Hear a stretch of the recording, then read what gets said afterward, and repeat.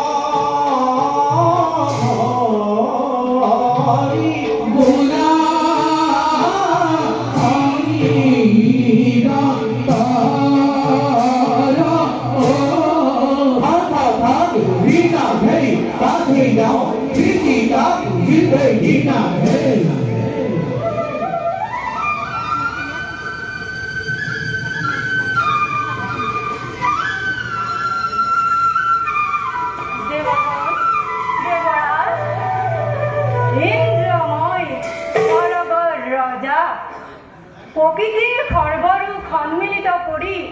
বিধাতাৰ এই অপূৰ্ব সৃষ্টিৰাজি মোৰে সাম্ৰাজ্য অনিদ্ৰ কুশৰ দ্বাৰা সদা বিৰাজিত এই অমৰাৱতীপুৰে স্বৰ্গীয় জ্যোতিৰে ভৰা এই অমৰাৱতীপুৰ নোহে জানো দেৱতাৰ অমূল্য সম্পদ কিন্তু দেৱগণ দেৱৰ্ষি নাৰদে বাৰ্তা দি কৈ গ'ল আৰু কিছুদিনৰ পিছত পৃথিৱীত মহাভয়ংকৰ মহাপ্ৰলয়ৰ আগমন ঘটিব আৰু তেতিয়া এই পৃথিৱীত জীৱ জন্তু তৰু তৃণ আৰু মনুষ্যকে আদি কৰি কোনো জীয়াই নাথাকিব সকলোটি ডুব যাব জলৰ মধ্যত আৰু তেতিয়াই সেই ৰক্ষ দক্ষ দানৱ বিলাকে মূৰ দাঙি উঠিব আৰু সিহঁতে যদি আমাৰ এই স্বৰ্গ ৰাজ্য আক্ৰমণ কৰিব বিচাৰে তেন্তে তাৰ কি উপায় হ'ব পাৰে দেৱগণ চিন্তা নকৰিব দেৱৰাজ এই পৱনে মহাপ্ৰলয়ৰ ৰূপ ধাৰণ কৰি দানৱৰ ওপৰত ধুমুহা বোৱাব আকাশ পাতালত বজ্ৰপাত হ'ব আৰু তেতিয়া দানৱৰ বাধাৰিবৰ শক্তি নহ'ব কিন্তু দেৱৰাজ তেতিয়া আমি নিশ্চয় মনুষ্যৰ অপূজ্য হৈ যাম দেৱৰাজ তেতিয়াহ'লে দেৱতাসকল মনুষ্যৰ পূজা পাতলৰ পৰা বঞ্চিত হৈ ৰ'ব তেতিয়াহ'লে দেৱতাসকলক পূজা পাতল কোনে দিব ইয়াৰ ব্যৱস্থা কি হ'ব দেৱৰাজ মনুষ্যৰ পৰা পূজা পাতল নোপোৱাটো আমাৰ বাবে অতি দুৰ্ভাগ্যৰ কথা পৃথিৱীত যেতিয়া যাগ যজ্ঞ পূজা পাবন আদি নচলিব তেতিয়া এই পৃথিৱীত অধৰ্মই চানি ধৰিব এই ক্ষেত্ৰত মৃত্যুৰ অধিপতিয়ে কি ভাবিব পাৰিছে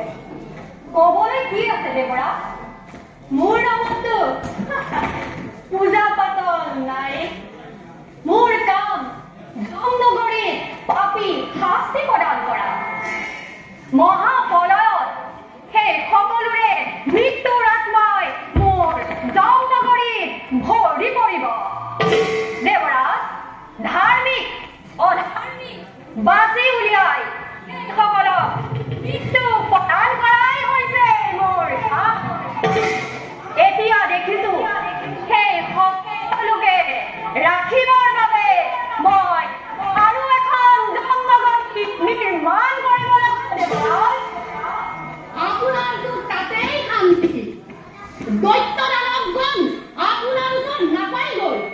ইয়াৰ পৰিণাম ভোগ কৰিব লাগিব আমি গতিকে দেৱৰাজ আমি এতিয়া বিষ্ণুৰ ওচৰলৈ গৈ আলোচনা কৰাই হ'ব নহ'লে স্বৰ্গ ৰক্ষা কঠিন হৈ পৰিব জগত কৰ্তাৰ বাদে ইয়াৰ উপায় আৰু আন কোনেও দিব নোৱাৰে আমি তালৈ যাব লাগিব যেনে তেনে হলেও আমি স্বৰ্গ বচাবই লাগিব নহলে এই পৃথিৱীৰ পৰা আমাৰ দেৱতাসকলৰ নাম নাইকিয়া হৈ যাব তেন্তে দেৱগণ দেৱৰাজ আজিলৈ সভা ইমানতে ভংগ কৰা হ'ল যাওঁ আমি সকলোটি বিষ্ণুৰ সমীপে কোৱা